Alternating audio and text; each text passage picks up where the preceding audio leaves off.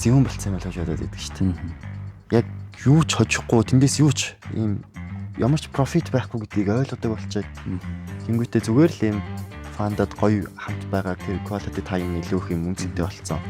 Заавал одоо уухтаа биш те. Одоо хоолндоо биш. Ондоо юмд амар утгач байдаг болцсон гэдгийг ойлгоод байдаг шиг санагдаад байна.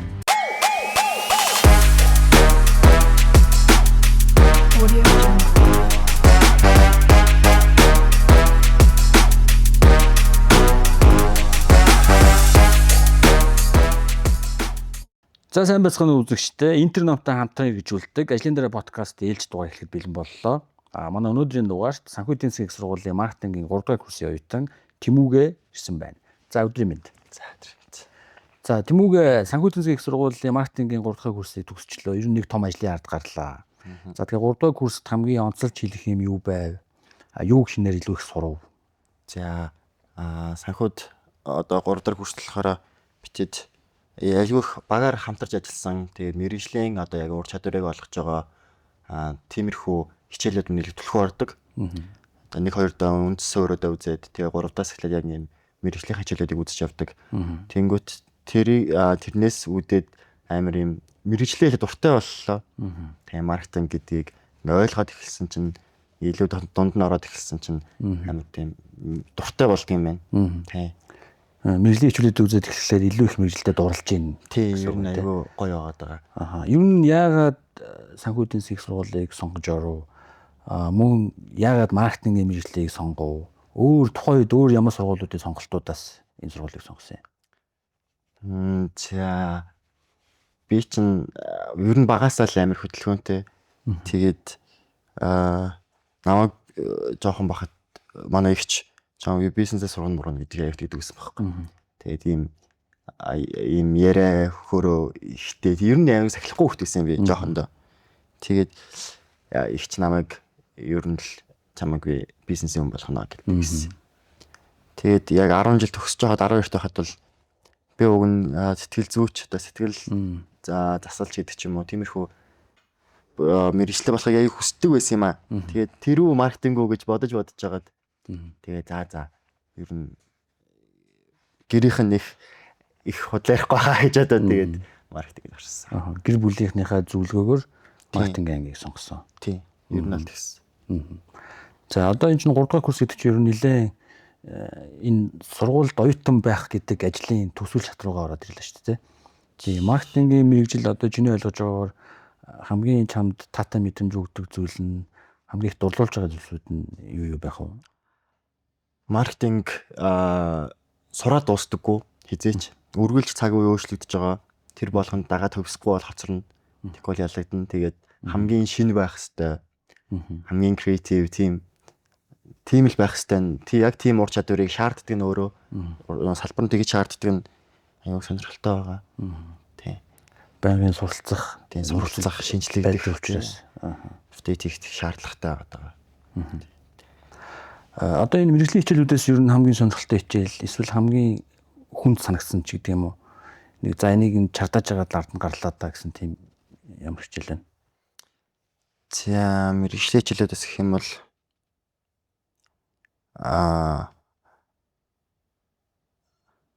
бүх хичээл нэг амархан байна уу? Ерөнхийдөө гайгүй мэргэжлийн хичээлүүд бол дуртай байгаа болохоор айгүй сонирхолтой цаашаа хичээл яваад байгаа. Тэгээд энэс юм авч үлдээд байгаа. Тэд нар нь болохоор хэцүү гэх юм бол яг зарим хичээлүүд байдаг юм аа. Гэтэ мэргэжлийн хичээлүүдээс л гайгүй байна. Ер нь би бус мэргэжлийн хичээл жоохон дурггүй болохоор явдаг байхаа. Дургуул хүчфүүл гэдэг нь л байдаг бах та гэж боддог. Одоо санхүүгийн дэвштэй хвшлийн ер нь багаар ажилладаг тэрэнд бизнес ангийн маркетинг хөгжүүлдэг. Тэндээс одоо багийн ажил дээр тулгардаг хөндлөж бэрхшээлч гэдэг юм уу? Хэцүү санагдаж байгаа юмуд ер нь юу вэ? Эсвэл бүгд сайхан ажиглалтай болчиход байна уу? Үгүй шүү дээ. Нөгөө багийн ажилд чаа ер нь яг нөгөө хин юу хийж чаддаг гэдгээ баг дөнгөж үүсэж хахад айгу ярилцах хэрэгтэй юм билэ. Тэгэхгүй болохоор ингээд таск шууд ингээд хуваарлаа өгчдөг. Нэг ажил шууд 4 багт авчихдаг ч юм уу тий. Тэгэхээр л ер нь болохоо бэлчлээгээ л шинж юм хэлээ л дээ. Тэнгүүт тэр дунд нэг лидер хэрэгтэй. лидер гэдэг чинь босс гэсэн үг биш шүү дээ. Нөгөө нэг ингээд даалгавар их биш. Өөрөө хийгээд тэгээд нөгөөтэйгээ хамт хийлцэх хэрэгтэй. Тим лидер хэрэгтэй. Одоо тэнгүүтээ тэр лидер хүмүүсийнхаа ур чадварыг мэддэг байх хэрэгтэй. Ийм чаддаг. Нэг хүн амар сайн ярьдаг байлаа гэхэд нөгөө хүн амар ийм судалгааны ажилд сайн байж болно шүү дээ. Тэгэхэд ажлыг нь зөв хуваарлах хэрэгтэй. Ер нь ажлын зөв хуваарлалт ер нь яг ийм ажилд перформанс хамгийн нөлөөлдөг юм болов гэж бодсон. Тэнгүүт яг team performance гарахгүй. Яг team ажлын хуваарлалт байхгүй л аим бигцээд юм л. Энэ одоо танаас уулын онцлог ч гэдэг юм уу, team юм юу вэ? Хичээл явуулж байгаа арга барил, багш оюутны ярилцаа ч гэдэг юм уу. Ер нь айгүй интерактив манай сургалтын одоо систем өөрөө айгүй шин зүйлүүдийг хийдэг. Тэгээд яг ингээд хичээлийн ард суугаад лекц сонсоод team байх биш. Багаараа яваад судалгаа хийдэг, энтэнд очиж воркшоп хийдэг. Тэгээд контент хүртэл хийх даалгаврууд байдаг. Одоо юун дээр хичээл дээр одоо нэг бие даалтанд контент хийх ч гэдэм үү те.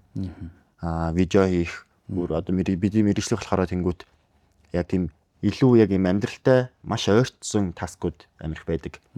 Тэнгууд тэр нь айгүй онцлог юм болов уу гэж боддог. Ер нь бас сургуулиудаас илүү практик тал руу орсон дээр сурсан байна. Та хэдийн хичээлийн үрээнд одоо чамчны оролцоотой хийгдсэн олон төрсөн контент ч гэдэг юм уу, эсвэл ямар нэгэн асуудлыг шийдсэн, байгууллагад хэрэгжүүлсэн тийм кейсүүдээс олцож.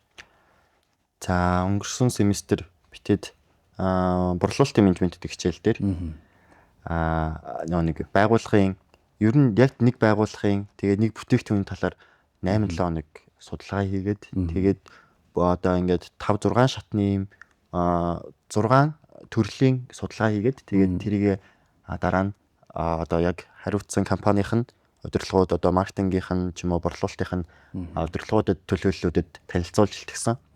Тэнгүү тэр илтгэл маань л ер нь цаашаа нэлээд үр дүнтэй болсон болов хүрсэн болов гэж бодсон тэр тухайн байгууллагуудтай. Тий. Үр дүн нь бол ямар компани дээр танаа баг ажилласан тэр талаар тэндээс одоо сонирхолтой гарсан дүнэлт гэдэг юм уу мэдрэмж байна. За манай болохоор Апо дээр Game Pro Plus гэдэг сүм дээр судалгаа хийж ажилласан.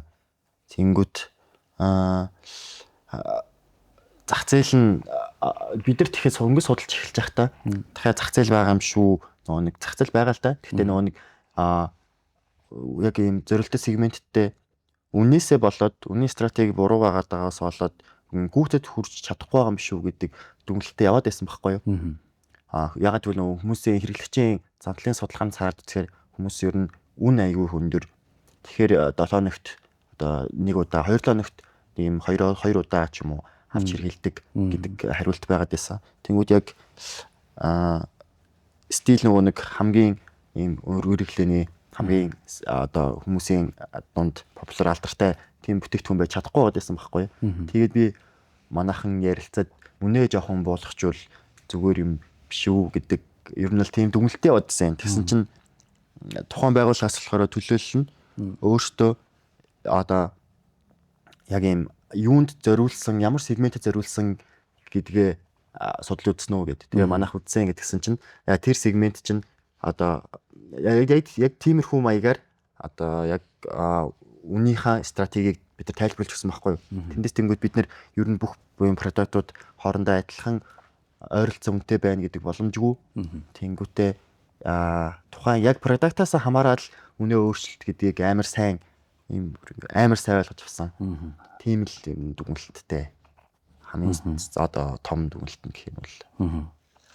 Тэгээ яг хичээлийн хүрээнд гадуур судалгаа хийгээд тэгээд яг бодит мэдээлэлтэй танилцах, мэдээлэл цуглуулах, тэгээд энийг дүгнэх гэдэг дээр нь оюутнууд яг яаж хүлээж авдаг вэ? Одоо миний би ч сая нэг хичээл өрттэй.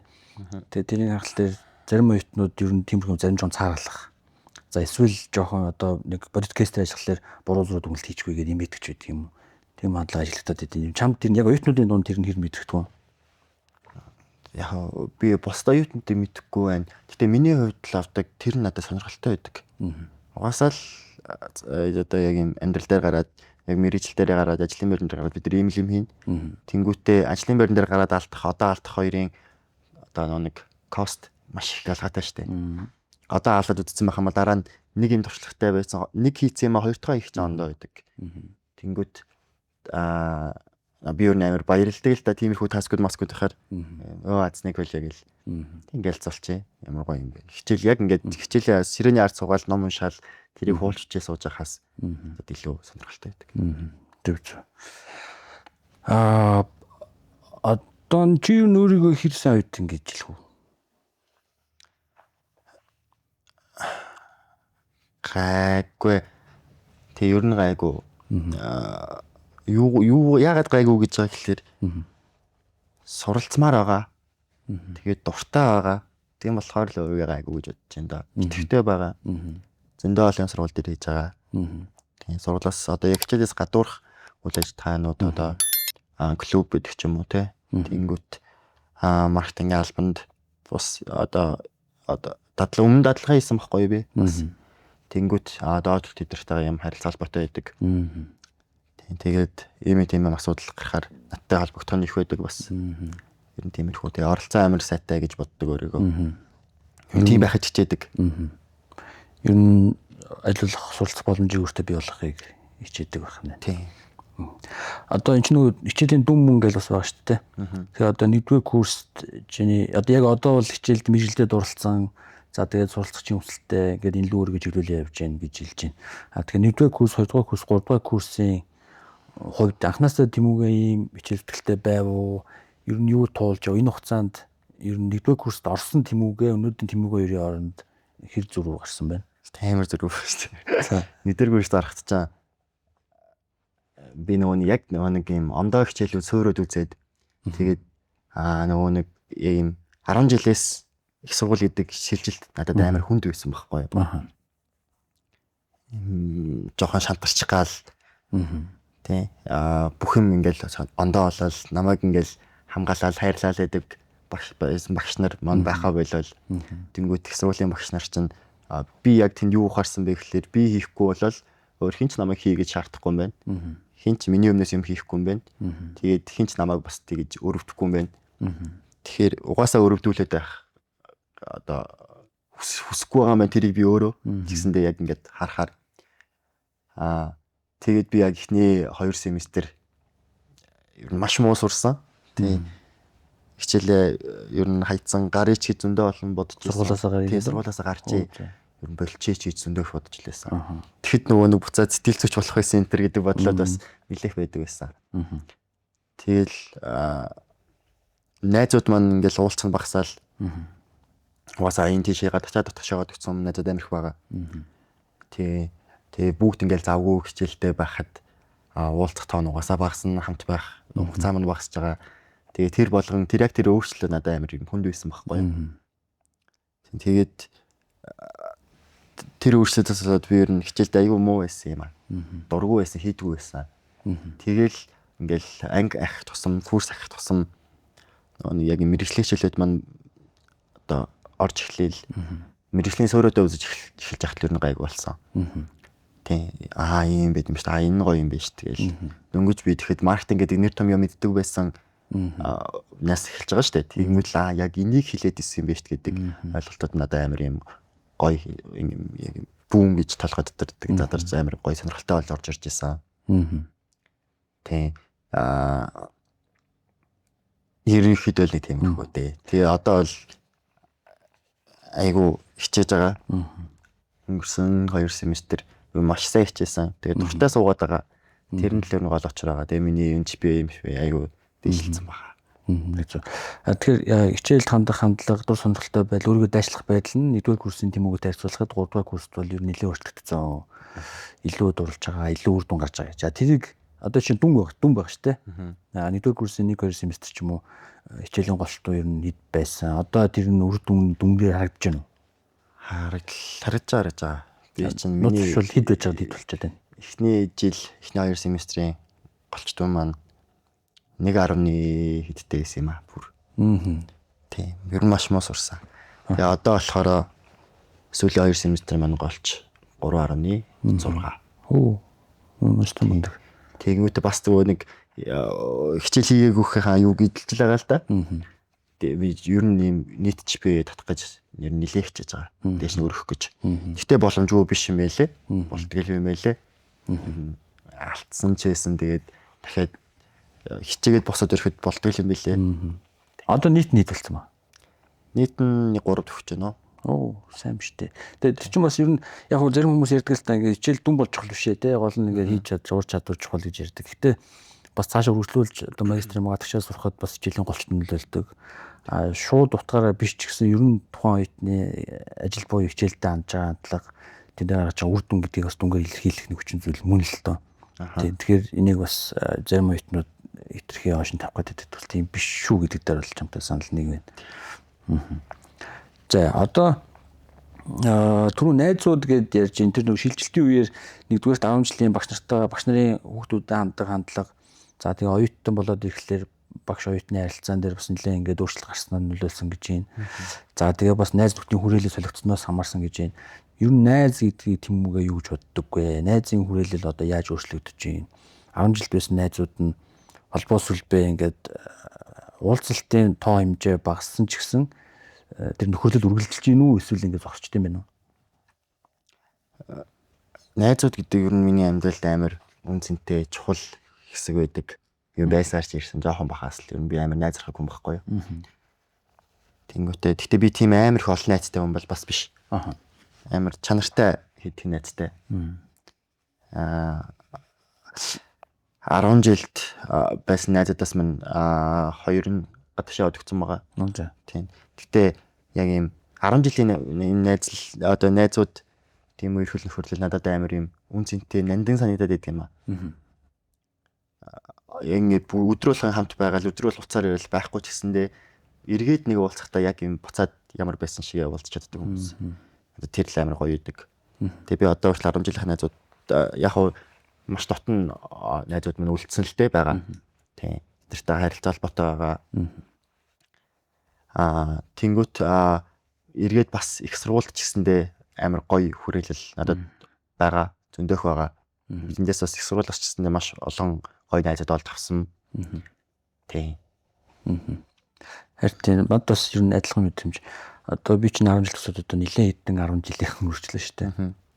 Тэгэхээр одоо 10 жилийн найзууд яг л хичнээн ойрхон уулздаг ч гэсэн хэдэн жилдээ нэг удаа уулзаад даралтахад яг л тэр 10 жилдээ байсан шиг тэр дотн мэдрэмжээр уулздаг. Тэгээ өөрөлдөө сэтгэл байж идэг юм шиг санагдтыг. Ер нь юмшигч байх уу? Ер нь байж идэм байлээ. Тэгээ бас энэ завшааныг ашиглаад бас 10 жилийн найзууд минь шорооны нөхдүүд минь та нартай бас хайртай шүү. Өгж бодож явдаг шүү гэдэг нь бол хэлчихье. Тэг. За оюутны амьдрал за бидний үед чинь бид нар чинь юм байсан. 500 төгрөгөөр хоёулаа гараад хоол иддэг байсан. 100 төгрөгөөр 2 уушаар авч идээд 50 төгрөгөөр нэг цай аваачдаг байсан. Тэгэхээр одооны оюутны амьдрал ер нь өдөр тутмын мөнгөний зарцуулалт хоол унд хийдэг гэж юм. Оюутнууд ер нь танаа эргэн тойрныхаа хаавар хооллож юм. Юмны үн ханш ямар байна? Одоо ингэ бодохоор бас инфляц амар байгаа шүү те.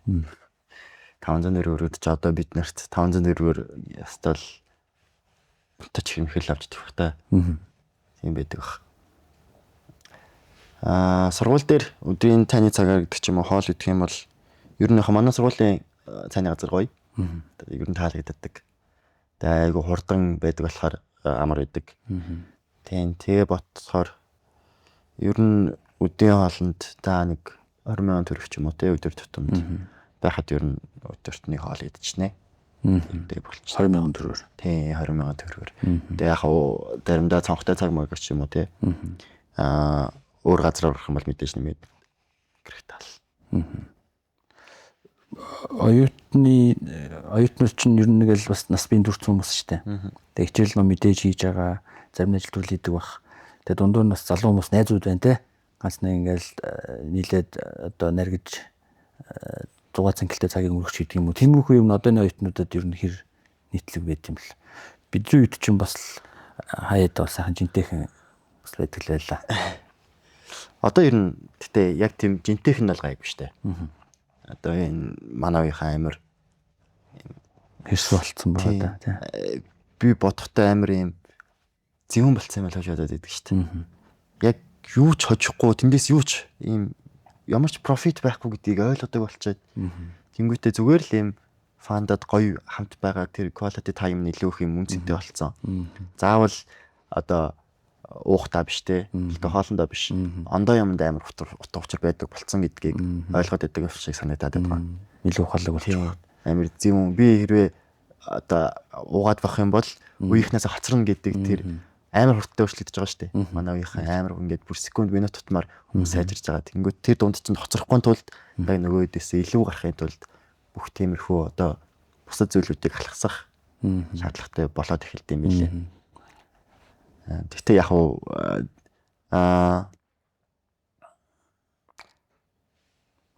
тийм одоо бид нэр юу уулзах юм бол яг хамт байгаа яригдсан гэж байгаа үеуд нь болохоор ер нь хвшлаа юм билаа тоглох ч юм уу тий. Эсвэл кино үздэг ч юм уу. Тоглоом тоглодог ч юм уу тий. Одоо BS тоглодог ч юм уу. Заримдаа л зарим найзуудтайгаа PC тоглолцдог ч юм уу. Тиймэрхүү. Ер нь чөлөө цаг илүү ямар нэгэн зүйл дээр санал хэрэгцээ хобби нэгдээд тэгээ тоглох эсвэл ярилцах. Ер нь оюутнууд хоорондоо ярианы сэдв ер нь юуны талаар хвчлэн яригдж байна. Одоо чөлөөт үеэр хичээл ном биш бус үеэр одоо бильярд тоглохтой ч байт юм. Гэхдээ тэгэл одоо ирээдүйн зорилго мөрөлдөл юм ярих уу? Одоо би тийм юм олон одоо ийм юм бүтээн ч гэдэг юм уу? Мэдгүй би одоо тэгэж амбицлж ярьдаг юм болоо. Хүмүүс тэгдэг хүмүүс байдаг. Гэхдээ би бол яг одоо байгаа сайн сайхан удаа л аюу ярихыг хичээдэг штэ. Яг юм одоо байгаа дээр л цагтаа амьдраад тэгээд ирээдүгөө бол жоохон нууд юм аа. Хойнд үлгүүтэй ирээ дотроо. Тэр нь аюу цөөрхөн сандаад ит. Зөв. Одоо оюутнууд санхүүд ч бод хэдэн оюутан сурдаг лээ. Бас нэлээд олон оюутан сурдаг болсон шүү дээ. 5000-аад 6000-аад гэдэг лөө. За 6000 орчим оюутан байх гэж бодоход мэдээж бүх хүн адилхан байхгүй. Тэгэхээр зарим оюутнууд үр дүнтэй суралцдаг. Зарим бас нэг жоохон анхаарах юмнууд байгаа юм шиг санагдаад идэв. Хичээлийн явцад ажилладаг. Тэгээд тэн дээр яг оюутнууд дундаа нэг харахад ер нь чиний бодлоор ямар оюут илүү сайн суралцаад байна? Ямар хүүхдүүд ямар зүйл дээр анхаарвал илүү үр дүнтэй болох боломжтой юм шиг санагдаж байна. Алдаад байгаа зүйлс юу вэ гэсэн үг шалгах байлгүй. Суралцах арга барил олоогүй хүмүүс л амар байдаг санагддаг. Яаж сурах? Одоо жишээлбэл зүгээр ямиг яаж цээжилдэг хүртэл арга зүйндээ хөдөг шүү дээ. Дахин захин уншиж цээжилдэг хүмүүс байна. Эсвэл нэг ингээд гараараа бичээд тавьчихаар дараа нь цээжилдэг хүмүүс байдаг. Эсвэл сонсч цээжилдэг хүмүүс ч байдаг. Тэгээд тэрнтэй адилхан яаж суралцж байгаа тэр арга барилаа өөрөө олж авах нь амар чухал. Тэгээд хичээл хийхэд ямар нэг юм хийхэд ер нь юм орчин амар чухал гэдэг үсэн. Тэгээд хичээл хийж байгаа орчин. Хүмүүс миний хувьд болохоор би яг гэртээ ширээний хаард суухаараа айгүйх бүтээмжтэй суудаг. Тэнгүүд зарим хүмүүс орой 11 хүртэл найзууд тэрэндээ номын сан сууж идэг сургуулийн. 10 өнгөрөөгөл хөөгтөл тэгэл байж яхаа гэсээргээ сууж байгаа л ер нь гарч идэг. Өсөс байд юм байлээ. Зарим зүгээр юм кофе шоп, зарим бүр хаач хамаагүй хичээлээ суучдаг хүмүүс байдаг. Бид нар зүгээр юм өргөтгөлт бэгээ өргөтгөл ч юм уу те шагалтал юм яриа сууж хаад юм чигч хүмүүс хичээлээгээд амар үр бүтээмжтэй сууж байгаа хүмүүс байдаг. Фокус хийцгээр. Тэнгүүт ер нь яг юм орчноо сонгоод тэгээд тэрэндээ өөрөө төвлөрөөд суух, тэгээд суралцах арга барилаа олж авах хоёр л ер нь маш одоо үр дүнтэй суралцахад чухал юм байлээ. Тэрийг олохгүй байгаа хүмүүс л жоохон алдаад ирж харагддаг. Тэмүүгээ өөрийнхөө суралцах байлаа ер нь яаж болов? Би гэртээ байхад илүү бүтээмжтэй байж та гэдгийг ер нь юунаас олж мэдв. Тэр бас их хэцүү санагддаг шүү дээ. Яг тэр өөрийнхөө төлхөрийг олох нь. Яг хэцүү тэрийг олж авах гэж нэлээд болсон. Нэлээд хайсан тэр их ч бас. Гадар дотор зөндөө хайсан. Тэгээд данч олдоогүй гэртлээс юм л. Яг мэдэрсэн мөч. Би чи ингүүл болох юм биш үү гэдгийг ямар момент дээр мэдв? 2 дахь курсын эхний семестр баха. Одоо яг 3 дахь семестр гэсэн үг шүү дээ. Тэр семестрт ухаарлалаа нэг ярьдаг шүү дээ. Яг сүүлийн 7 хоногт шалгуулсан өмнөх 7 хоног. Овооролс их хичээлээ хийгээд сууж хахад эхний 1-2 өдрийн чөлөөгээ найзтайгаа сургууль дээр хийх гэж үзсэн байхгүй. Явдггүй. Ерөөсөө их хичээл хийгддэг. Тэгэл за болий гэл хийгддэг үгдийн төвлөрч чадахгүй байх гэсэн үг. Чадахгүй. Нэг л юм болохгүй байсан байхгүй. Зүгээр л ингэвэл эсвэл амар удаа хийгээд ч юм уу эсвэл зүгээр л юм гоё санаа толгой дон гэл орж ирдэг тийм байхгүй байсан байхгүй. Тэгэл за болий гэл Тэгээ маргааш тасны гэртээ суусан чинь амар хөтөмжтэй суугаад. Тэгээ би сүүлийн 2 өдөр нь сүүлийн 3 өдөр нь гэртээ ер нь айгүйх сууж ижил гэсэн. Шүн суухаар бас миний хөтөмжээрээ сайн байдаг гэж боддог. Тэгтээ хоо жоохон буруулах л та. Тэгтээ яг шүн суухад нэг хөтөмж жоохон нэмэгддэг. Тийм. Тэр үеэс хойш би чинь гэртээ ганцаараа байхдаа илүү өрдөнтэй байна гэж болж авсан юм тийм. Ганцаараа яг сэрэн дээрээ суугаад бүх юм янзалчаа цэгцлээд яг ингэ суухаар би юунч сатаахгүйгээр сууд. За ингээд зарим нь суралцах арга барил болчихж байгаа. За зарим нь бол тэрийг арай олж чадаагүй тэгээд янз бүр явж байгаа. Тэгээ бас нэг ажиглагдсан юм. Чи бол өөрийнхөө мэргэжилдээ илүү дуртай, дурлцсан учраас ингээд чи зүтгэл гараад тэгээд тэрэндээ илүү урамшаад ингээд явж байна. Гэтэл зарим хүүхдүүд яг тэр мэргэжилдээ дурлаагүй, эсвэл яг өөрийнх нь шийдвэр биш гэр бүлийнхээ ятгалгаар ч юм уу, эсвэл хин нэгний дуурайгаад ч юм уу орцсон байх санагдаад идэм л та. Тэгээд ирээдүгээ тэр сурж байгаа мэргэжилтэйгээ холбоотсан хардгууч байдаг юм уу? Чиний тохиолдолд ийм болсон шүү дээ. Ээж аав гэр бүлийнхэн зөвлөд тэгээд энэ мэргэжлээ орсон. Тэгсэн тэндээ дурлалцсан. Гэтэл ямар нэгэн шалтгаанаар тухайн мэргэжил тухайн сургуульд орсон ирнэ. Яг тэр мэргэжилтэд тэгж автаагүй, дурлаагүй хүүхдүүд бас тэр суралцахтаа жоохон сонирхолгүйч гэдэг юм уу? Хичээл зүтгэл тэмчих гахгүй юм ажиглагддаг. Тэгээд оюутнуудад ер нь энэ миний хүссэн мэргэжил биш байсан ч гэдэг тийм юм яригддаг.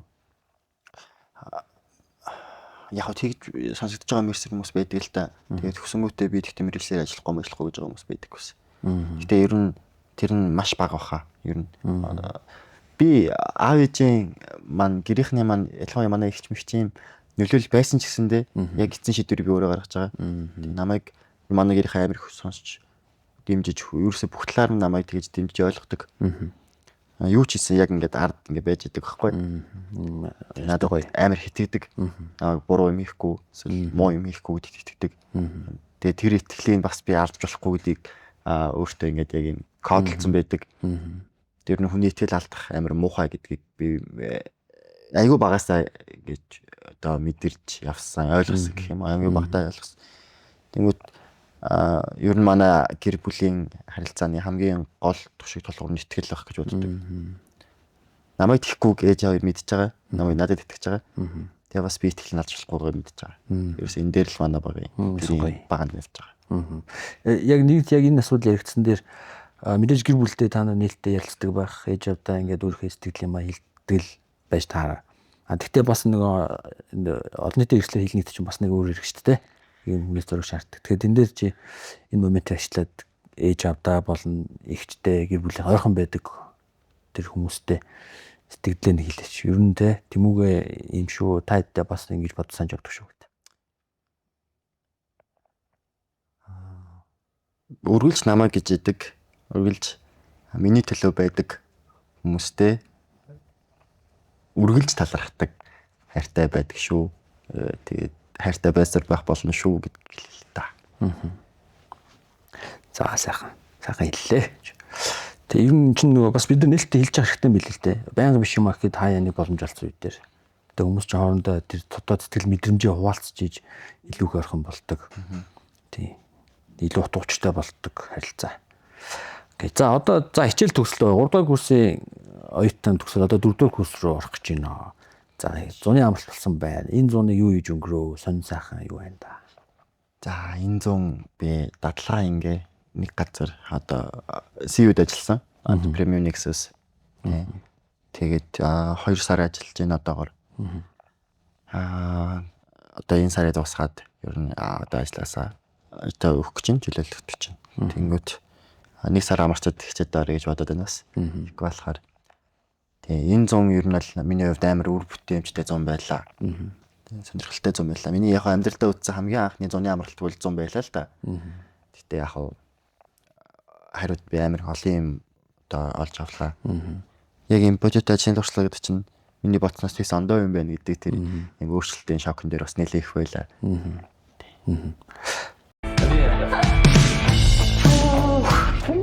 Ямар олон сонголт вэ? Алийг авах уу? Хамгийн зөөлхийг авъя л та.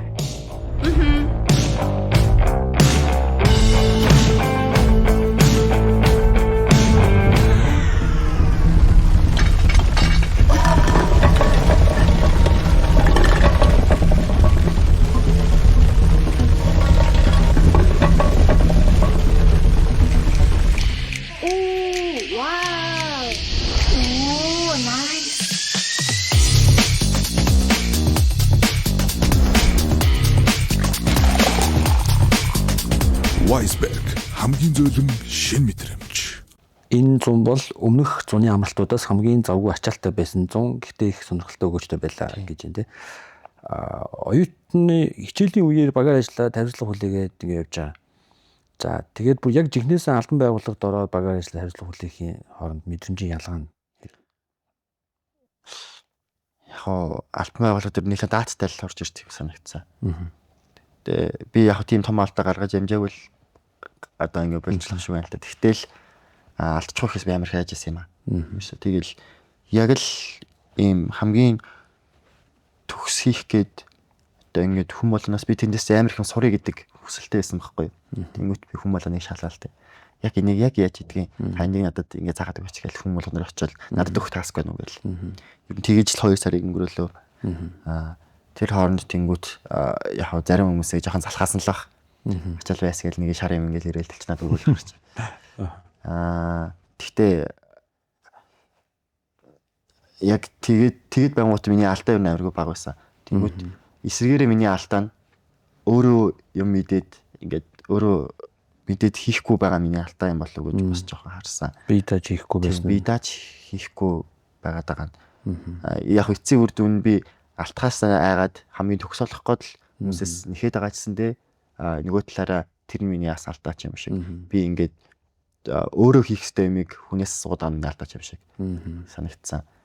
Тэнгүүт яг би сүүлдээ шийдэн авсан л доо. Би олон хөлбөр хийх ёстой юм лээ. Нэг доор олон хөлбөр хийгээд тэнгүүтээ энэ болж байна. Тэгвэл энэ болохгүй байвал энийг үзэхүү та гэдэг байдлаар удирдлагатай танилцуулбал хийцэн байгаа юм чам. Ганцын очиод би бодож байгаа нэгийг хийгээд дотн таалагдахгүй бол амар хэцүү байхгүй тийм чинь.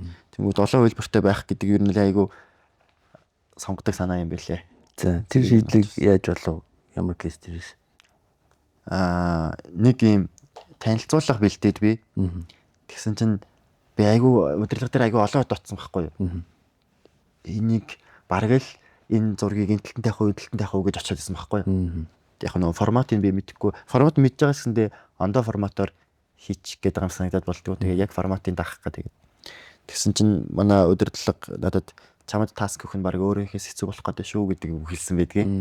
Тэнгүүт нь би гинт кал аваад за тэгвэл өөрөө хийчээ. Гэхдээ хийхдээ би 2 хөлбөрөөр хийчээ.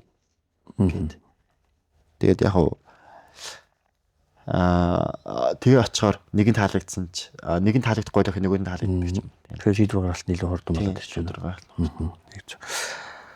За CU Premium Nexus компани сая Монгол улсын топ зай аж ахуйн нэгжийн 7 жигсэж байгаа. Тэгэхээр Монголын хамгийн л өгөөжтэй, бүтээмжтэй, нийгэмд хүртээмжтэй байдаг компаниудын нэг тэр дундаа бүр ихний 7-д орж байна. Тэгэхээр тэнцээ ажиллаж үзнэ гэдэг бол бас айгуу сайн одоо юу туршлага чанд болж байгаа л та. Тэгэхээр оюутан байжгаад оюутнуудтайгаа харилцах, эсвэл оюутан байжгаад ямар нэгэн компани даалгаврыг хичээлийн хүрээнд хийх, тэгээд мөн тэр хүрээнд дотор багш нартай харилцах. Тэгээ яг энэ Монголын топ 100 компани 7-д байдаг компани нэг албан ёсны ажилтан болоод удирдлагатайгаа харилцах, тэр хамт олонтой харилцах, харилцаан дээр ер нь ажиглагдсан зүйлсүүд юу вэ? Зөрүүтэй ялгаатай юмнууд юу вэ? Бас амар ялгаатай юм лээ. Яг нөгөө нэг 10 жилээс их сургууль шилжиж байхад багш нар намайг гэнт ингээл тоохоо бэлдсэн гэдэг шиг тэнцээ байгаа. Ингээ бодохоор манай их сургуулийн багш нар хүртэл намайг гэрлээд байсан юм санагдаад байгаа байхгүй. Намайг ингээд надад санаа зовоод байгаа санагдаад. Тэнцээ ёстой үнэхээр л хинч намайг яг ингээрээ тэгээрээ гэж хэлэхгүй мөлий. Тийм. Хийвлхий ихгүй л ажиллаа эсвэл хийвлхий хийхгүй бол одоо битээ цагуураад цалин тийм асуудал мөнгөний асуудал орж ирдэг. Яг тэнгүүт яг хоо янгиш надад хэлээгүй л дээ. Гэхдээ ерөөхдөө бүх юм хандлага тийм. Тэнгүүт ажиллаж байгаа хүмүүсийн хүртэл хандлага маш юм бүр ингээд сул цаг гаргахгүй тэр хүмүүс яг бүтэн full focus яг ингэж юм хийдэг. Ажил дээр бараг л ингээд ялаа нэсгэн сонсогдно гэдэг шиг л байдаг. Хүн болгон өөрөөрхөн урд юусаа гарч байгаа хамгийн их чимээл бол зүгээр keyboard-ны чимээ. Ийм бичиж байгаа чимээл авих гардаг. Тэгэхээр хариуцлагын мэдрэмжийн өндөр болж маш хариуцлагатай хүмүүс байд юм байна лээ ер нь. Тийм. Загнуулж үзсэн үү? би тэгэж нэг өдөр л одоо загнуулсан. Өөрөө хийгэж. Тий. Тэгээ яг эхний өдөр 1-2 зинглэн сонсон. Тэгээ тэр нь яг нэг амар хүн дээр болтгосаагүй. Гайгүй. Яг зөв. Тэгэхээр түүний чиний хэлсэн арга барил дээр бас магтгаад байна л да. Одоо хүн болгон өөр өөрийн гэсэн үүрэг хариуцлагатай. Тэгэл тэр зорилгынхоо төлөө ажил даалгаврыг гүйцэтгэж явж байгаа. Тэр үед хүлээхгүйгээр өөрөө илүү санаачилтай байгаад хүмүүсээс тусламж аваад те одоо цаг өрөхгүйгээр шийдэл бусдаа хамтарч олох тал дээр санаачилтай байсан гэдэг чинь бол нэлээд зөв одоо бас нэг арга барил шүү дээ. Тэгэхээр одоо бусад шинэ ажилд орж байгаа залуучууд бас саний метр байвал зөндөх цаг хугацаа юм нэ. Тэгэхгүй бол одоо энийг яг тэрийг яг дотоод шаналхааслуутайгэр энийг яадаг тэрийг яадаг ингээ бусдад ойрхон байж бусдын хизээний даваад явцсан замыг нь тэр замаар нь товчлоод явах нь илүү бүтэнчтэй байдаг шүү гэдгийг бас хэлье. За ажилтан боллоо. За урд нь мэдээж оюутан урд нь гинэ. Одоо ч оюутан ба. Гэхдээ хичээлийнхээ хажуугаар ажил төрөл хийдэг байсан байх, цалин мөнгө авдаг байсан байх. Тэгээ яг тиймээс нь юу юм? Би Axiomik гэдэг сургууль дээр офстой манай багш нарын байгуулсан компани гэдгийг. Тэр компанид л сүүлийн 2 жил харьяалтай гэдэг чи одоо тэгж ажилтдаг. Тэр компанид хамааралтай ажил хийгээд цалин мөнгө авдаг гэсэн үг. За тэгээд одоо бол яг 2 сар CU-гийн үнцэн ажилтан болоод явлаа штэ. Одоо гэрээт ажилтан гэх юм уу те? Одоо дадлахаа цагийн ажилтан гэж явсан. Цагийн ажилтан гэж явсан. За тэгээд тэндээсээ яг бүтэн цагаар ажиллаад тэгээд бүтэн цагийнхаа цалин авах мэдрэмж ямар байв? Стойрон гоё юм л штэ. Цалин авах мэдрэмж. Яг юм цалин гэдэг гүйлэний утгатай хардаа баха тоотой. Тийм гүйлэний утгатай юу чинь гоё юм билээ. Одоо шилжүүлэг авах чаа. Тэнгүүтээ амар саннаас би эхнийхэн цалингаар жоохон гараан дурсгалтай юм хий гэж бодоод. Тэгээ би хамгийн анхны цалингаараа ээж, аав, дүү, уртаа нөртөөс авч өгсөн. Өнөртөө өсөн? Тийм. Оо за ямар гоё. Тийм. Би нэг дээр үед нэг тийм бичлэг үзчихсэн юм аа. Анхныхаа цалингаараа авто цаг авч өгсөн гэдэг. Тэнгүүтээ тэр цаг нь одоо ч ингэ байж идэг мэждэг гэх юм ярил. Тэнгүүт би нэг гоё өмөлтөмөр санагдаад. Тэнгүүтээ өөр юм болохоор өдөр тутмын баг хэрэглэхгүй хүмүүс сүмнэр бол байж идэг тийм одоо тийм авч өгсөөгөө.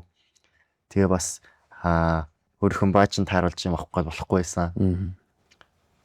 Тэгээд яг өнөртөөс гэдэг ер манай гэрийнхэн амир өнөртөөс нь топ бит өмсөд байхгүй бүгдээрээ ээж аав хоёр юм цоглол юм болгохдаг.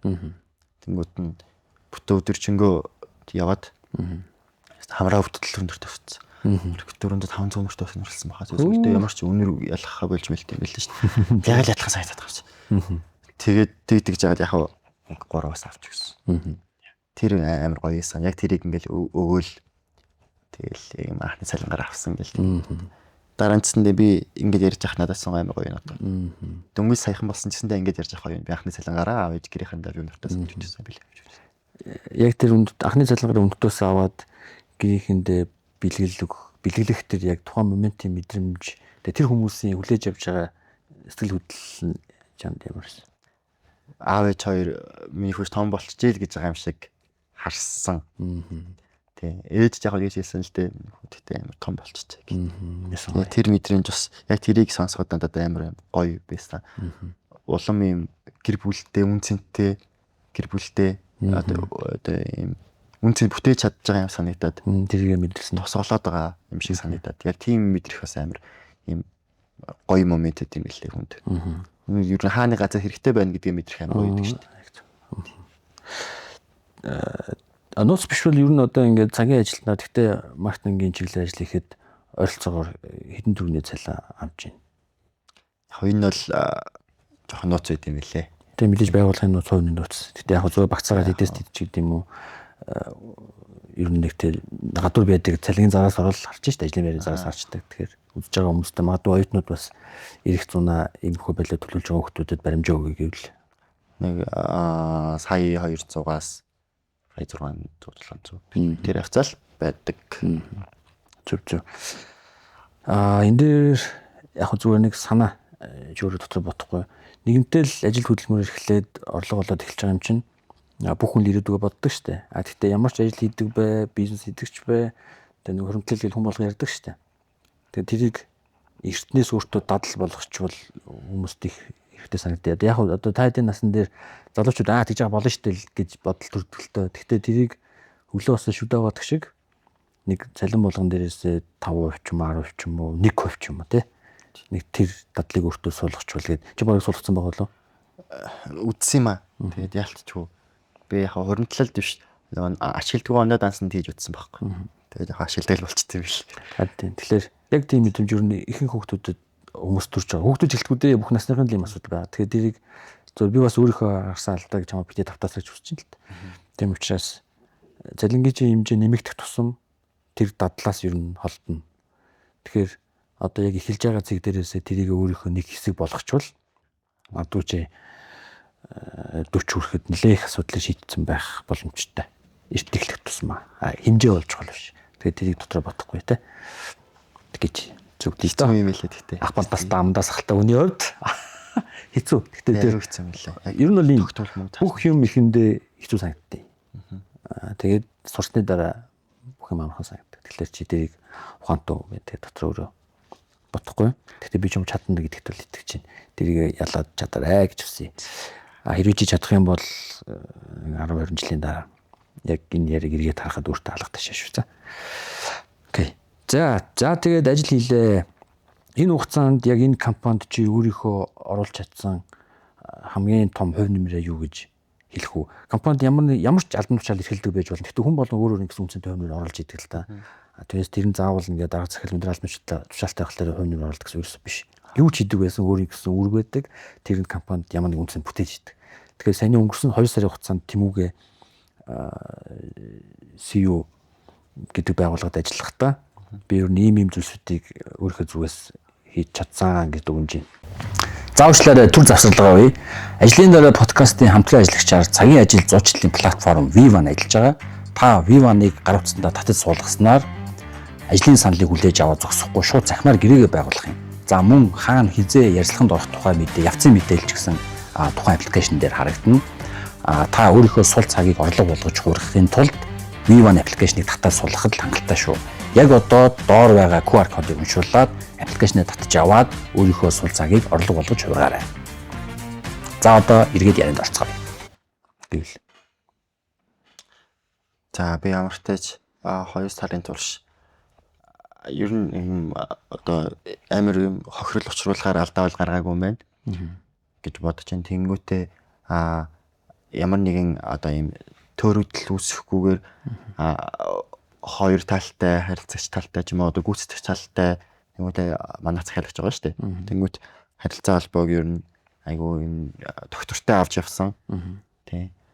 Тэгээ бас хоёрч газартай урт хугацааны гэрээ байгуулахад нь одоо хамтаж оруулж ажилласан маркетингийн одоо албанаас мөрдийн газраас би ахлагтайгаа хамт ажиллаж ажилласан. Тэр маань л одоо яг юм илүү их дараа нь үлдэх үнцэдтэй л болов. Урт хугацааны гэрээ хийж ажлын гэрээ хийсэн. Мастер гэрээ гэдэг юм лээ. Тийм юм хийсэн. Тэрэнд л оролцсон юм да. За байгууллагад ийм хувь нэмрээ оруулж илүү тодруулбал жишээ нь би нэг одоо тим ажлыг тэрийг гүйцэтгчлээ ч гэдэм үү нэг юм одоо үзэж байгаа хүмүүс илүү нүдэнд харагдах байл. За хоёр хүнтэй хоёр байгууллагад урт хугацааны гэрээ хийхэд гар бие оролцсон байна. За тэгээд харилцагтай холбогдох зүйлсүүд дээр мэдээж оролцоотой явсан байна. Тэгэхээр би яг тэрийг дэх зэнийг ингэсэн гэдэг нэг юм. Тэгэхээр тэр гэрээ байгуулж байгаа процессаас нь гэх юм болохоор тус бүрчлэн ингээд нэг худалдаа авалт нэг одоо ажил гүйцэтгэх болгондоо дахиж гэрээ хийгээд тэнгүүтээ одоо нэхэмжлэгээ аваад төлбөрөө шигчүүлээд буцаад акт авдаг. Тийм форматтай ажилдаг. Тэнгүүт тэрийг болохоор амархан болгож байгаа юм л да. Мастер гэрээ гэдэг зүйл нь өөрөө тус бүрчлэн одоо дахиж гэрээ хийж худалдаа одоо ийм ажил хийх хэрэггүй. Нэг гэрээгээ хийсэн тэнгүүтээ тэндээсээ болохоор битэн жилийн туршид хизэж хамаагүй холбогдоод шууд за манайхан ийм ажил байна. Энийг өгөөд тэнгүүтээ шууд бусад нэвшүүлгээ аваад акт авдаг. Төлбөр шилжүүлэлт авдаг. Ийм формат руу шилжүүлээд голд нь маш их цаг хугацаа тэгээд бас эрсдлийг бас эрсдлээс өөрчлөлт сэргийлж байгаа. Тийм. Чиний санаачлага байсан уу? Миний санаачлага байгаагүй. Гэхдээ яг процессыг гүйцэтгэрсэн. процессыг хийсэн. Зүг. Ажил хамтарч ажиллах болгондоо гэрээ идэг байсныг нэг том гэрээ игээд хамтын ажиллагаагаа илүү хурдан болгоцсон байна те. Тэгэхээр хоёр талд айлал нь илүү бүтээмжтэй болчихж байна л. Тогтвортой болж байгаа. Тэнгүүтээ эрсэл багтаа болж байгаа юм харсан. Чухал ажил амжуулжээ. За одоо тэгвэл нөгөө талдаа за байгууллагад ийм хувь нэмэр оруулж нөгөө талдаа хувь тэмүүгээ дээр энэ 2 сарын хугацаанд юу илүү их буу өөрчлөлтсөн юм. Бүр юм харилцаанаас эхлүүлээд амар олон юм шинээр сурч авсан гэж бодож байгаа. Ийм офисын одоо яг юм албаны одоо чатнд гэдэг ч юм уу те одоо Teams-ийн чатнд яаж харилцаас авахлуулаад тэнгүүтээ ер нь өглөө 10 цагт 9-10 цагт очиод 6-7 цагт тарах гэдэг. Тэгээд энийг ажлын 5 хоног хийн гэдэг өөрөө амар хэцүү байсан л да надад бас. Яг ийм тогтмол ийм хуваарт тэр нь болж байгаа амар том челленж байсан надад. Тэгээд харилцаа soft skill-үүд амар их хэмжсэн баха. Ядчил ингээл юм бичихтэй юм шивэх гэдэг ч юм уу эсвэл ямар нэгэн тайлан бэлдэх тэгээд яг юм цаг барих гэдэг тиймэрхүү скиллүүд амар нэмэгдсэн. Мэргэжний талаас гэх юм бол жоохон судалгаа хийх одоо бенчмаркинг хийх сувгууд одоо ингэж хийвэл амар байдаг шүү гэдэг нүүдийг хамт ажилтдаг ах эгч нараасаа маркетеруудаас амар их сурч авсан. Тиймэрхүү надад тэр амар өөр ашигтай л 2 сар өнгөрлөө гэж бодоод байгаа шүү дээ. За одоо тэгэхээр CU-гээс хамтарч ажиллаж өөрийнхөө удирдлагын болон багийн хүмүүсээс нэр дурдвал за тэр хүнээс би хүмүүс ер нь магтаал их бид нар нэгэндээ хомсэлдэг шүү дээ. Тэгэхээр боломж олцсон дээр мэдээж хэдийч дурдж болно. Талархал төвшүүлэх хүн танаас тэр имийг аягүй сайн сурсан шүү. Таны ур чадвар надад үнэхээр сайхан санагдсан гэдэг юм уу их суралцсан гэдээ хэлэх хүн. Ган хоёг гэдэг ах. Маркетер ах. Ленко гэдэг. Виса уддаг. Ленкохоос тэр 8 их сурсан. Бүх зүйлийн формат яг юм байдаг шүү. Тэгээ ер нь бол би ямар нэгэн болох юм Ленкох гэлэх болчихсон. Ленкох тэр 8 орхон байсан. Өөр амар хичээл зүтгэлтэй хүн. Сайн цагаарчсанд ингээл ажлын мэйл зэл бичиж суучих байхгүй юу. Тэгэл амар завгүй юм байна гэж харж исэн чинь угаасаа өөрийнх нь хувь хүн тийм амар хичээл зүтгэлтэй байдаг. Ган хоёг Ленко гэдэг. Тэнгүүтээ бас намайг дөнгөж ажилд орж хахад надад тэмүүлж гисэн манай бади байгаа. Тэ.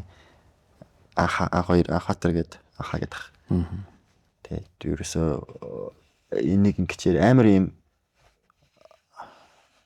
зөөлхөн сайхан тантай гэдэг шүү дээ. Сайхан сэтгэлтэй тийм хүн байдаг. Бүх зүйлд ажиллаас амар сайн. Тэгээ бүх зүйлд яг ингэдэг шүү. Чиний ингэдэг ч амархан байдаг шүү гэдэг байдлаар надад амар зөвлөж туссан. Зүг. Тийм. Манай менежераас амар гоё. Намайг өөр хамгийн кэрлсэн хүн манай менежер хаад ихтэй. Зүг. За тэгэхээр ган хоёг тий ган хоёг буюу Ленко ахта Анхбаатар ахта за тэгээд уянга менежер нартлаа байдлаа. Тэгээ энэ аюул чухал одоо байгууллага зөндөө олон хүмүүс шинээр ажилд орж байгаа. Тэр дундаа жил бүр 30 гаруй мянган хүмүүс ихтэй сургуулийг төгсөөд шинээр ажлын байранд орж байгаа. Тэдгээр залуучуудад тухайн байгууллагын туршлагатай ажилтан удирдлагууд нь яг саяны ган хоёг Анхбаатар уянга гэсэн нэр дурдсан хүмүүстэй адилаар залуучуудыг дэмжээ чиглүүлээд урам өгөөд явах юм бол маш урт хугацаанд ажиллаж сурч чаддаг. Тэгээд богино хугацаанд илүү бүтээмжтэй хамт олонны нэг гэр бүлийн гишүүн болоход илүү дөхөн байдаг. Тэгэхээр одоо подкаст үзэж байгаа бизнесийн байгууллагад ажилладаг нийт залуучуудаа энэ 3 хүн шиг залуучуудаа сайн дэмжиж чиглүүлж урам өгж байгаарэ гэж хүсэж байна. За одоо тэгээд ажлаа дуусгаад 1 сар амраад хичээлд орох юм байна. За 4-р курстэй өөртөө тавьсан зорилго тошны бодож байгаа юм юу вэ? Юунд дээр илүү өөрийгөө сайжруулъя хөгжүүлэе гэж бодож байна. За энэ жил ер нь одоо ингээд мэргэжлийн дадлага гэд хийгээд дуусчлаа. Тэнгүүтээ яг юм компани дээр бодит практик дээр ажиллаад үзчихлээ. Тэнгүүтээ хичээлүүдийг хичээлүүдээ би бүгдэнд ер нь амар практик дээр болгож ойлгож бодъё гэж бодож байгаа. Яг ингээл онлайн юм байд юм байна. Тэгвэл практик дээр ер нь тиймэрхүү байсан да. энэ хоёрыг яг юм уулзж байгаа, огтлж байгаа тэгээд хаана нэ гэж бодож хичээлээ. Анхнаас нь тэгэж ойлгоё гэж бодоод байгаа. Гэтэ угаасаа гордиол байгаа л да. Энд чинь бас нэг зунжгаа зүгээр суугаагүй юм чинь харах онцгой раунд болцсон байгаа лу. Тэгмэл хичээлийг ойлгох төвшмөөс раунд болцсон байгаа болов гэж болоод байгаа. Тэнгүүтээ ер нь жоохон тэгэж ажиллана гэж бодож байгаа. Тэгэнгүүтээ GPA мэдээж дэшээ сайн татна гэж бодож байгаа. Тэгээд ер нь хамгийн том зорилго нь их хичээл төгсгөл зорилго байна та. Хугацаанд амжиж амжилттай төгсөх. Сайн нэг санаа ярих гэж бодож ирсэн. 2 сар ажиллаад дуусгаад би байгууллагад ийм хувь нэмэр орууллаа. Мөн өөртөө ийм өөрчлөлт авлаа гэдэг нэг дүгнэж штэ. Тэгээд тэрийг илүү тоочны яг тухайн жишээн дээр ч юм уу ингэж бодох нь бас их чухал санагддаг. 2 сарч бай, 20 сарч бай, ямар нэгэн жижиг төсөлч бай, том төсөлч бай. Тэгэхээр ажил бүр дээрээ тэгээд дүгнээд явбал бас нэг илүү бодтой, илүү хурдан үр дүнд хүрэх ч гэдэм юм. Тэгээд нөхцлүүд илүү тодорхой харагддаг гэж ойлгодог шүү. Тэгэхээр тэр айгуу зүг гэж бодож байна. За дүүдэг курст оржоо тэгээд диплом гэж ярьлаа. Мэдээж бизнесүүд маркетинг учраас диплом бичнэ. Дипломынхаа сэдвийг юу нь олсон баг юу? Олоогүй байгаа. Ер нь их яг диплом руу нэх санаа сэтгэл зүрхээр орж амжаагүй л байгаа. Чадахгүй л хат. Яг энэ дээр нэг ажиллагдсан юм. Би бас нөгөө санхүү эдийн засгийн сургалтад ойрхон байдаг учраас оюутнуудаас нэг харагдтыг. Диплом гэдэг үгэн дээр бодож ингэж явж байгаад яг сургуулиас дипломын сэдвээ сонгороо гэж зарддаг штэ. Яг тэр үедээ зэрэгцээ сэдвийн талаар бодоод тэр үедээ зэрэгцээ сэдвээ сонгоод явчихлаар нэг жоохон хугацаанд шахагдаад тэгээд санагдтыг. Тэгэхээр аль болох эртнээс сэдвээ бодож байгаа саний чи нөгөө хичээлүүдээ илүү практиктай гүйцэтгэе гэсэн бодол байна гэж штэ. Тэгэхээр тэрийг дипломын сэдвтэйгээ холбоод бодвол эртнээс судлаад, эртнээс сонгоод тэгээд ямар байвал дээр явахын гэвэл тэр зорилгот чинь бас диплом ажил их тус болох байх. Илүү их хугацаа зарцуулаад, илүү их ажил бүгдэлтэй андарайл гэж төгсөх зорилгоор биш, яг практик хэрэгжилт хийн гэдэг зорилгоор дипломд хандвал сургуульд ч бас тийм процесс явдаг шүү дээ. Байгууллагуудаас санал манал аваад холбож яваад иддэг. Энэ дээр жоохон бодноо. Одоо нэг сар хугацаанд сайхан амарч явах та. Нилээн сайн жоохон судалж баталж. За цаашдын яг үед ярихаар дараа ирдэж магадгүй. Гэхдээ за ингээд ганцхан жил биш үү? Одоо ингээд 4 жил суралцдгийн 3-ыг нь давчихсан. 75% нь ардаа ичлээ. Одоо үлцэн 25% байна. Тэгээ юуг одоо ингээд жихнээсээ ажлын байндаа явах гэж байна. Тэгэхээр ирээдүгөө ер нь албан байгууллагаар ажилд ороод туршлага хэмжлүүлэн байт юм уу, карьер хөгжиж явна гэж бодож байна. Нөгөө бол хувийн бизнес гэж байна уу, эсвэл гадагшаагаа сурна гэж бодож байна. Төгсөөд юу яах бодолтой? Төгсөөд төлөвлөгөө нууц хэлүү нэрээ. Яг би жоохон арам масан л цахал бай. Төгсөөд яг нэг юм 2 жил корпорейт соёлтой газар ажиллана. Яг би корпорейт соёлтой газар байгууллагт бодлого хийсэн ч гэсэндээ яг юм ажилтны хуваар яг юм үнцэн ажилтны хуваар ажиллаад үзээд тэнгүүтээ дахиад 1 жил орчим эйженсид ажиллах бодолтой байгаа. Ер нь юм. Тэнгүүтээ нэг 3 жил ажиллаа. Тэгээд тэр хугацаанд өөрийнхөө хэл болон одоо бусад скиллүүдээ сайжруулаад тэгээд ер нь магистрт тушаагаал сонирхолтой байгаа. Тэгээд ирэхэд ер нь яг юм гоё насн дээрээ ийм гоё юм хийж чадах насн дээрээ буцаад эргээд ирчээд амар хэм хийж чадах амжуулах байхаа гэж боддог. Одоо идлээ жоохон өөр сэдв рүү орчих гэж бодож байна. Оюутнуудад одоо сэтгэл хямралч гэдэг юм уу, нэг юм дарамт гэ шантрах тийм ер нь тиймэрхүү зүйл ер нь хэр ажиллагдаж байна. Сургуулаа хийж байгаа хүмүүс бас мэрсээр харагддаг. Гэхдээ яг санхүүтэй байгаа юм билээ. Манай бусад сургуулийн одоо өөр 10 жилийн найзууд маань энэ байгаа шүү дээ. Тэнгүүт сургуулаа хийсэн байгаа хүмүүс бас амар их юм билээ. Одоо гүрийгээд байхад ингээд угаасаа хэцүү зүйл байхгүй болно гэж байхгүй юм чинь. Дасан зөгцөн тэгээ сайжирж байгаа. Тэгээ жижиг дээрээ давж байгаа. Тэнгүүт тэгсээр байгаа тохиолдолд ер нь хэдэж ялагдахгүй баха. Босоодлах юм бол ямар ч хурдаар байсан хамаагүй урагшлаад байдаг гэдэг шүү дээ. Зогсчихлахгүй гол нь. Ганцхан дөрөнтэй зогсчихлахгүй. Хэдэн метрт 1 мм ч гэсэн урагшлах юм бол амжилтанд хүрнэ гэдэг. шиг хичээгээл хат юу болно доо. Яг зөв. Яг одоо бидэрт нэлээд стресс байна л да. Ер нь оюутан ч гэлтгүй бүх хүмүүст. Тэгээд энэ дээр бууж өгж өөрөө сэтгэлийн хувьд ялагдахгүйгээр өөртөө итгээд дургшаа яваад гараа л гэсэн санаа хэлж байна тийм. Яг зөв. Тэгээд бууж өгөх юм бол тэгэл амархан л та болчихно. Бууж өгөхгүй гэвэл бас тэгэл болно. Би л бууж өгөхгүй бол тэгэл ялагдахгүй шүү дээ. Тэгээд яг тухайн моментод дингэн дээр ялагдаж болно. Гэхдээ сэтгэлдээ ялагдахгүй байхад л цаашаа явж болно л гэсэн санаа хэлж байгаа шиг байна. За маркетингийн чиглэлээр ажиллаж байгаа оюутнуудтай баг болоод маркетингийн элдв янзын багийн ажил төслүүд дээр зөндөө ажилласан байгаа шүү дээ. За мөн одоо байгууллагад ороод бас маркетингийн багийн гишүүн болоод яваад үзлээ. Тэгэхэд ер нь байгууллагын эсвэл ямар нэгэн төсөлтэй ажиллаж байгаа маркетингийн баг бүрэлдэхүүн ямар хөө хэлбэрээр ажиллавал илүү үр дүнтэй байдаг юм шиг санагдав. Судалгаатай ажил бол ер нь судалгаа бол маркетингийн маш чухал уусаа амин сүнсэнд. Судалгаа байхгүй бол ерөөс юу ч болтгүй. Тэнгүүд маркетингийг яг судалгаатай ийм болохоор ийм үр дүн харагдаж байгаа болохоор иймэрхүү одоо санаанууд байна. Тэгээд тэнгүүтээ бас яг энэ практик дээр бол бенчмаркинг амар чухал юм билээ. Гадаадын том одоо компаниудын яг бодит жишээн дээр эсвэл яг тэр хүмүүс яг юу хийж чинь ямар юм илүү тренди байна. Тэрийг судлаад тэгээд ерөөсөө бас судалгаанаар судалгаа гэсэн үг шүү дээ. Тэр судалгаа хийж авах тэнгүүтээ хэрэгсэлжээ судлах, ер нь сегментээ судлах гэдэг тэр чинь өөрөө ер нь яг тийм ажил хамгийн перформанс сайтай гүйцэтгэл хурдан чанартай ажил гарч дуустдаг юм байлээ. Батсан. Зүг. Гиснээс судалгаа гэснээс нэр ч одоо 2007 юм болоо да. Тэгэхэд одоо Нандирд багш багш те санхүүгийн судлаа багш. Би ч оюутан байсан. Бид нар ч бас судалгаа хийвээ.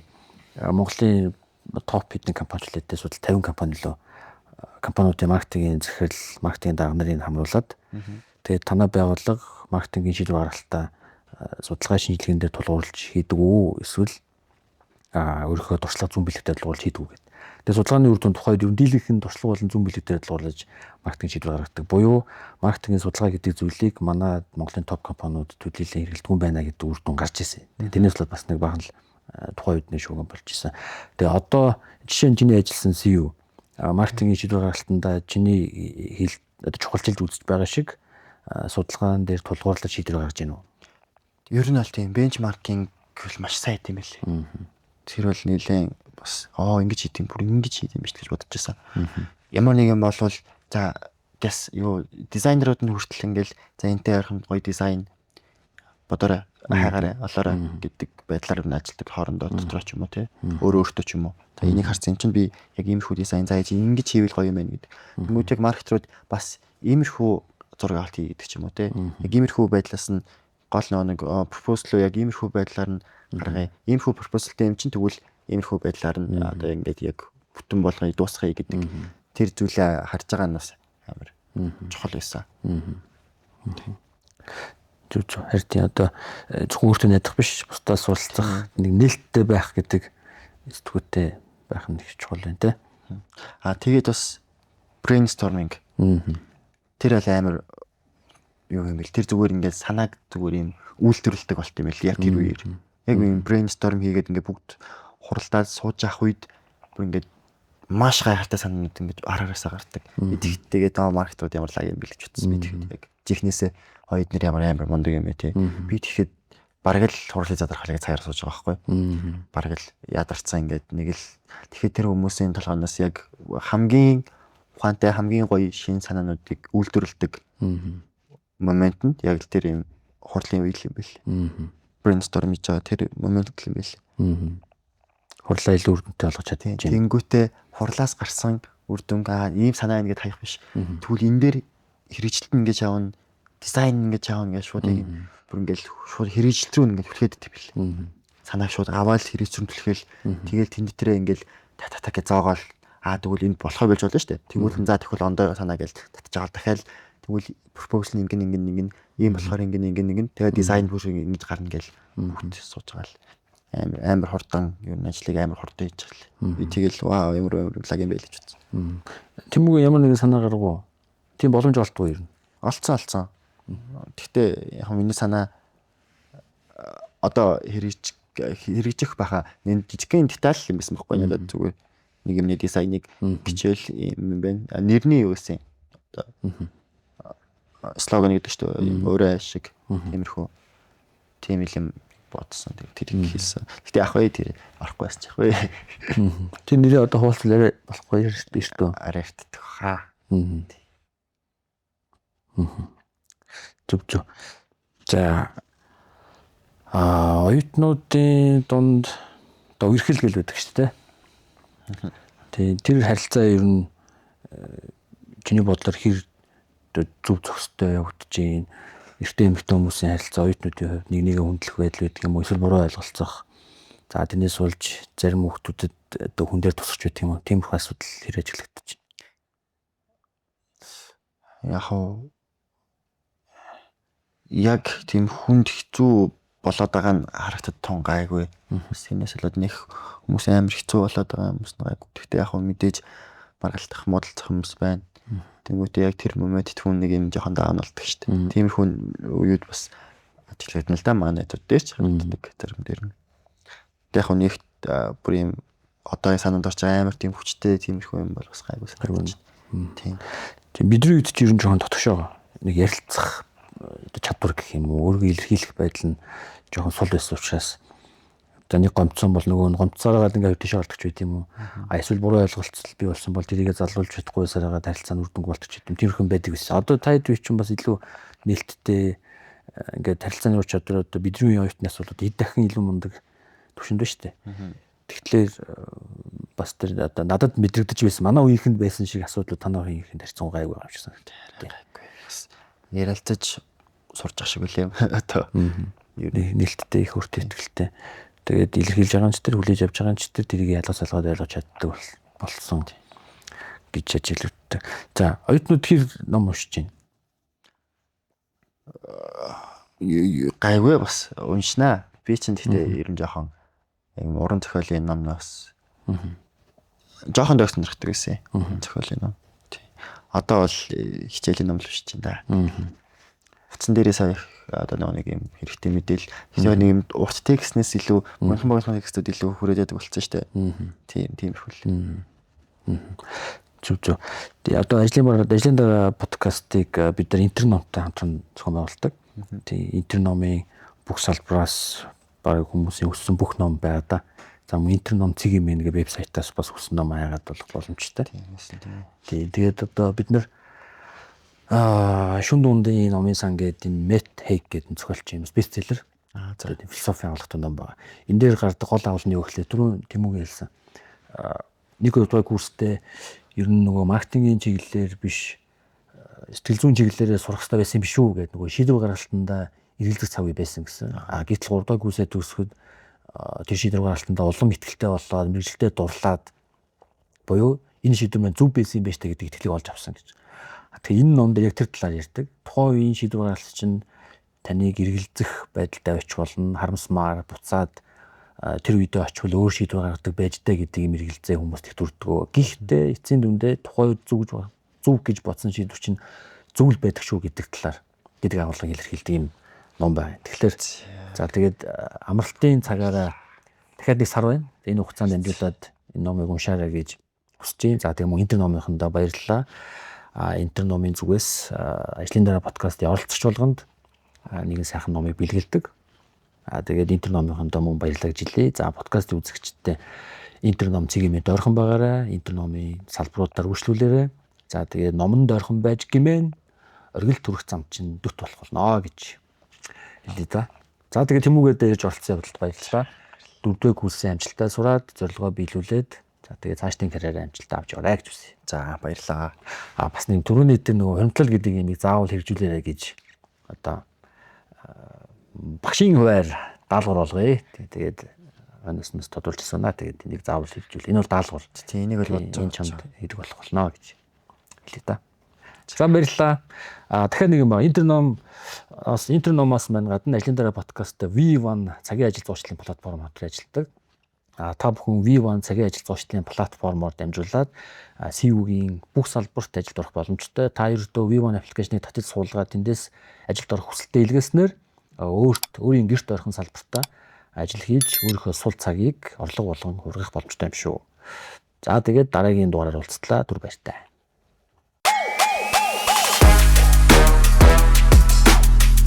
Audio